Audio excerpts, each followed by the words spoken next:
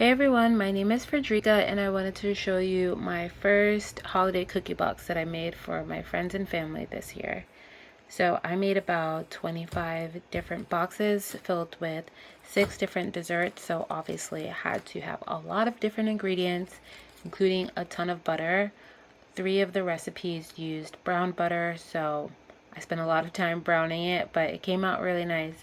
And if you've ever had brown butter in dessert, you know it is life-changing.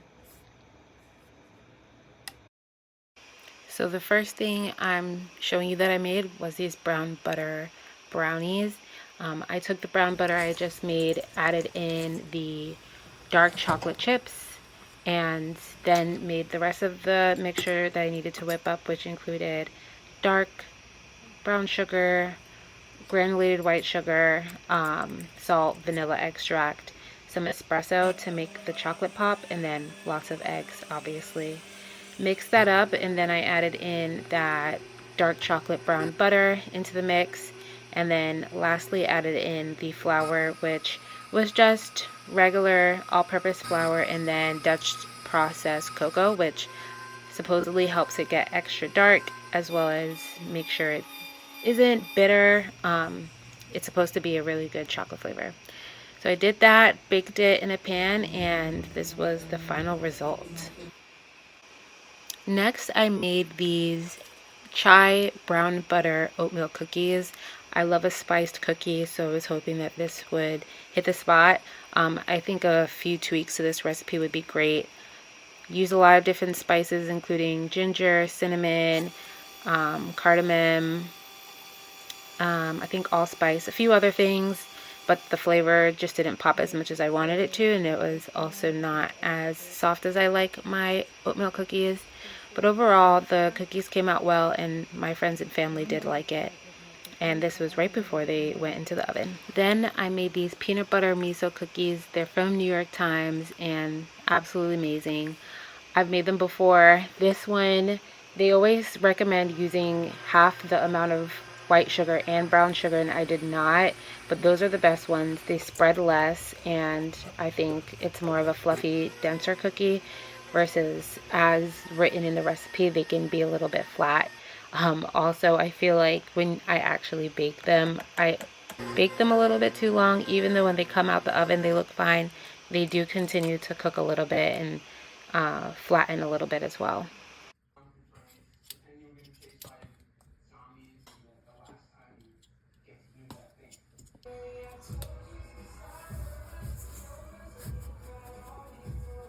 So after adding in the dry ingredients, the last step is to coat it in sugar.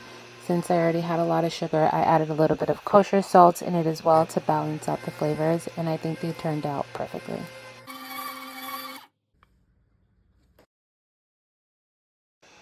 Next, I made these orange nutmeg shortbread sugar cookies, and I filled them with orange marmalade, similar to a Linzer cookie.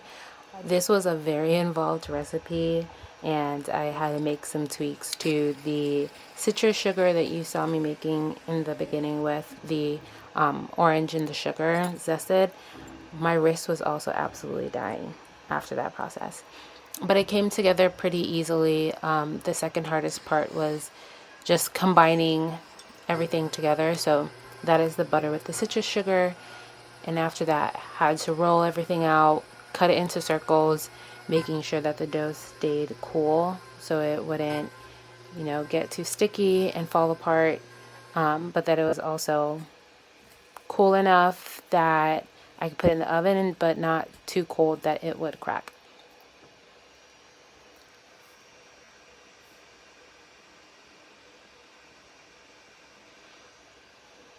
So here is the manual process of cutting everything out, and then also cutting out little circles, which I forgot to do several times. But overall, these were my favorite cookies. I filled them with an orange marmalade with champagne, and 10 out of 10. This is also probably one of my favorite cookies. It's a malted milk chocolate chip cookie, and I use brown butter in this recipe even though the original doesn't call for it. I think it makes it perfect. The only thing I would change with this when I remake it is for that brown butter, I whisked it with these different sugars while it was still in liquid form, but it would have been better to whisk it after it cooled at room temperature and was more solid, because then the cookie will have more volume to it and be more dense. The cookies as is were absolutely amazing, but they just turned out a bit flat because the butter was completely melted.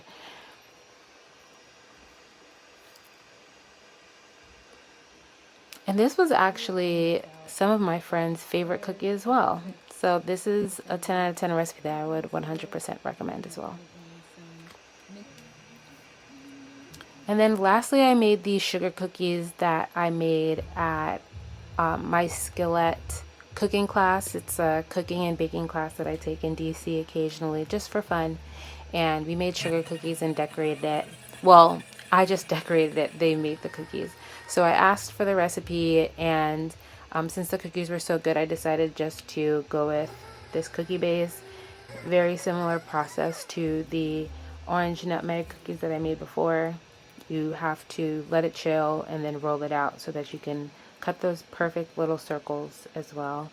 And a good sugar cookie recipe also should be cool enough so that everything stays together but not too cold to break, as well as you have to make sure that the recipe is pretty stable so that the cookies don't spread too much. And then I wanted to decorate these cookies, and that was the hardest part ever. This is probably towards the end when I already got a grip of what I was doing, but I had quite a few different ugly cookies in there too.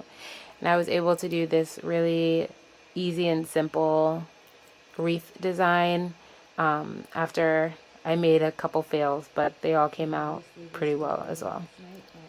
And that's it. That is my cookie box for 2024 holiday season. As you can see, this is how everything kind of turned out.